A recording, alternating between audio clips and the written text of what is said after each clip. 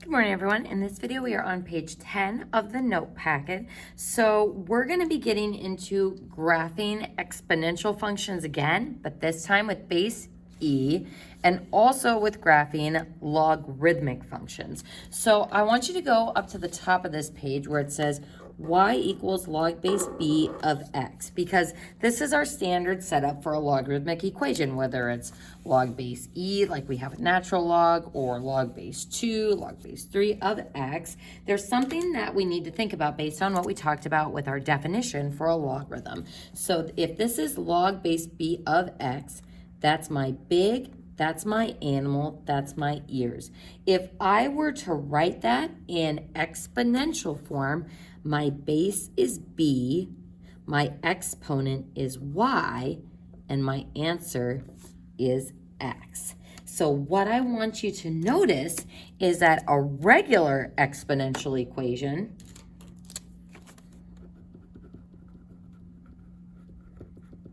usually looks something like b to the x equals y. So what is the difference between these two equations? The x and the y have switched. And where's the one place we have seen that occurring before? When we are talking about inverse functions. So logs and exponentials are inverses of each other. So log and exponential functions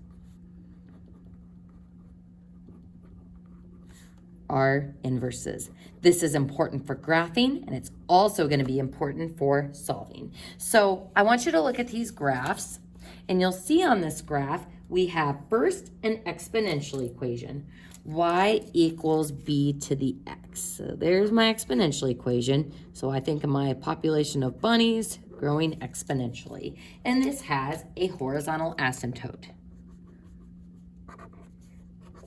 Now, logarithmic functions have a vertical asymptote, and these level off a little bit differently towards the vertical asymptote with the equation y equals log base b of x. So how can we use the exponentials, which are way easier to graph than these logs, which we're still kind of getting the feel for? How can we use these to help us? We can use the fact that they are inverses to remember that line of reflection, y equals x. This line of reflection shows me what happens when we take the inverse of a given function. When all of the x and y values switch, they swivel across that line. So if I can draw the exponential function, I can invert it to find the corresponding logarithmic function. And this is good just to kind of visualize the structure of how these work. So notice that this is base b in the exponential, and this is log base b in the logarithmic. Now, on the diagram to the right, same thing, except we are looking at base e here, and base e specifically has the logarithmic inverse of natural log, but the graph is still the same. We've got the exponential one getting larger and larger with a horizontal asymptote. And if I reflect that horizontal asymptote across that line, this point over here, this point over here, this point over here, that point over there, we can see that that turns into the vertical asymptote of the logarithmic function. The other key part about these diagrams is it shows me these two important key points on each of the functions. 0, 1 for exponentials and 1, 0 for the log functions. Based on some of our properties of exponentials, we're going to see why that point is important. So folks, we're going to start with the parent functions down below. I've got two parent functions that we're going to be exploring. Remember, these were the ones we kind of glossed over when we were looking at parent functions. The only thing that we talked about is that, hey, exponential functions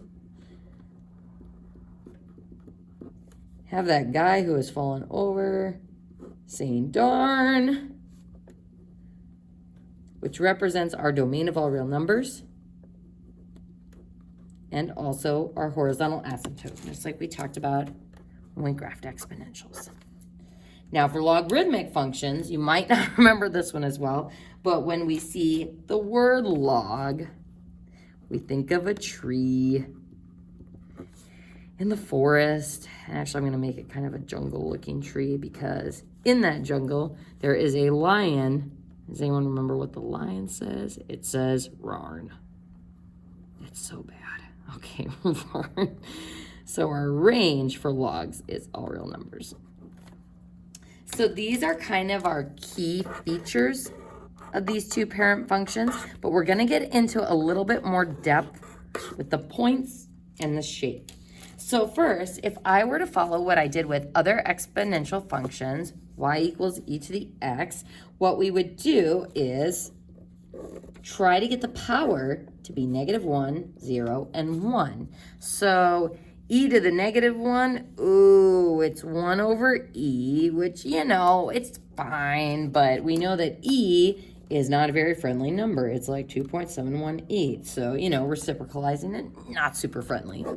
Now, e to the 0, I love this point because it's 1. And e to the first, it's e, which is okay. But again, if you don't remember that it's 2.718, it's not going to be easy to do by hand.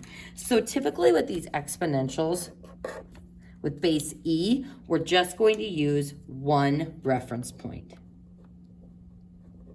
for our parent tables when we're dealing with base e. So using that reference point, I'm going to plunk it at 0, 1. I'm going to show it getting exponentially larger because this is a growth function because e is greater than 1.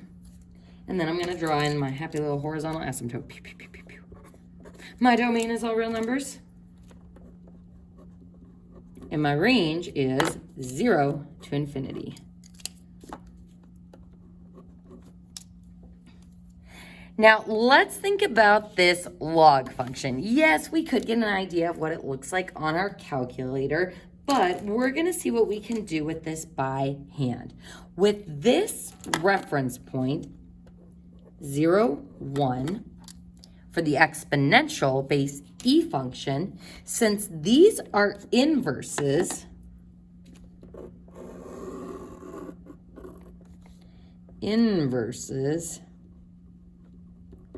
we should be able to just switch x and y of the reference point. So if exponentials have the point 0, 1, then the natural log parent function is going to have the point 1, 0. And you're going to love my silly mnemonic device for this. 1, 0, it looks like the word log if we throw a G onto the end of it, so log. So 1, 0 is going to be your reference point for the logs. So 1, 0, we've got a point. What else do we know about this function? Well, we know it's going to have a vertical asymptote. But what about the shape of it? We have to think about taking this base e exponential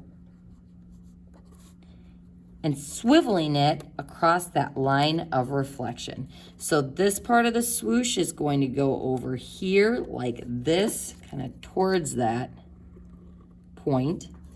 And then these points are going to go over here, curving down towards the asymptote. So if it helps you, if I flip it this way, it kind of looks like a decay function. So then, what is our domain of this function?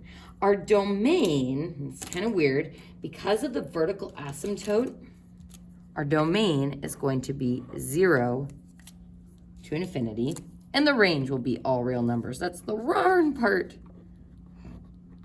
of our mnemonic device.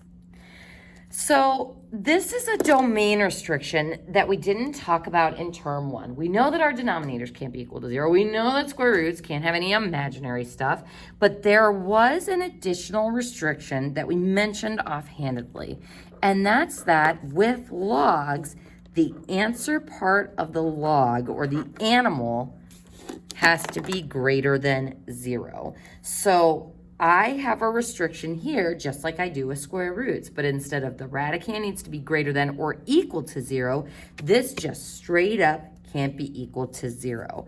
Now, if you're like, but why though? Why can't the answer part be equal to 0?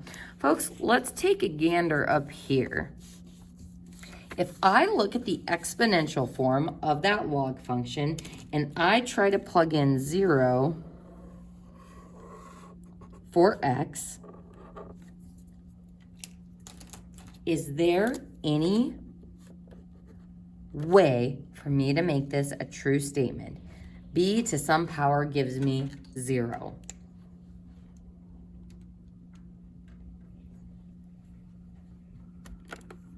Nope, there's no way that this can be true. So this, and if you're like, well, what if my base is equal to 0? Your base has to be greater than 0 too. If it's equal to 0, it's just ungraphable. You don't have any like base parent function then. So if I have 2 to the 0, or 2 to the y, for example, if I have 2 to the y equals 0, if I plug in -1, it's a half. If I plug in 0, it's 1. There's no way for me to get this to be a value of 0. There's also no way for me to get it to be equal to a negative number. So this is why our answer part of our log, or the x value, has to be greater than 0. Because of how a positive base works, we're not going to be able to get negatives or zeros out. So folks, that is our parent functions for the exponential and for the natural log function. So let's see if we can apply this to the problems below. So I identify this one as an exponential because it's got base e and it's got stuff in the exponent. So remember with these ones, we want to try to get our exponent to be equal to 0. So what can I plug in for x to make my exponent equal to 0? I could plug in -3. And then I just simplify it. So -3 plus 3 is 0, e to the 0 is 1, and 1 minus 1 is 0. So we chose this to get the power equal to 0. So I'm only trying to get it like this reference point. So I don't have to worry about the other two because again, base e is kind of a gross number. So I only need one reference point. So let's go ahead and plot that. Here's -3, 0, 1, 2, 3. Now, what about our asymptote? Transformation-wise, -1 on the outside is moving us down 1, plus 3 on the inside is moving us left 3. So, which of these affects my horizontal asymptotes? Well, if I slide it down 1, it's moved. If I move it left 3, it's the same. So down 1. There's my asymptote. Since it's base e, this is a growth function, so exponentially larger going this way and leveling off towards the asymptote. So -infinity to infinity, and then -1 because of the asymptote to infinity. So folks, in case you were confused on this part, just a reminder that we chose this input, and then to get the output, we used PEMDAS after we plugged in that input for x. All right, folks, moving on to the next one. Let's think about our transformation rules first. So -4 on the outside moves us down 4. -2 on the inside moves us right 2. So where's that vertical asymptote going to be? Since this is a natural log function, our asymptote is vertical. So if it starts at 0, moving it down 4 does nothing. But if I move it to the right 2, my vertical asymptote is now here. All right, so now we want to take that parent reference point, which is the 1, 0. So parent ref point of 1, 0. And we are going to use our coordinate transformation formula like we did in previous units with transformations. So which of these transformations is affecting my x values? Well, the right 2. How am I going to move the point right 2? We add 2. How am I going to move my y values down 4? We're going to subtract 4. So I apply this coordinate transformation formula to that point, and 1 plus 2 is 3. 0 minus 4 is -4, and that's my ref point. So forward 3, down 1, 2, 3, 4.